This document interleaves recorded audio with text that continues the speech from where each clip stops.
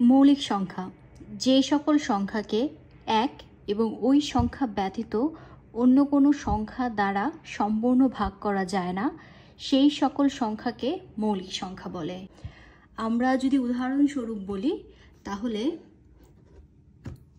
2, 3, 5 এগুলো সবই হলো মৌলিক সংখ্যা। আরও অনেক মৌলিক সংখ্যা রয়েছে। এখন 2কে যদি আমরা ভাগ করি তাহলে 2কে 1 দিয়ে ভাগ করা যায় এবং 2 দিয়ে ভাগ করা যায়, আর কোনো কিছু দিয়ে 2কে ভাগ করা যায় না।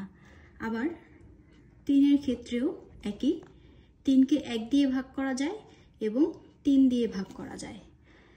তাই 2, 3 এরা সকলেই হচ্ছে মৌলিক সংখ্যা। এবং এই জাতীয় সকল সংখ্যা, যে সকল সংখ্যাকে এক এবং ওই সংখ্যা ব্যতীত অন্য কোনো সংখ্যা দিয়ে সম্পূর্ণভাবে ভাগ করা যায় না সেই সকল সংখ্যাই হচ্ছে মৌলিক সংখ্যা।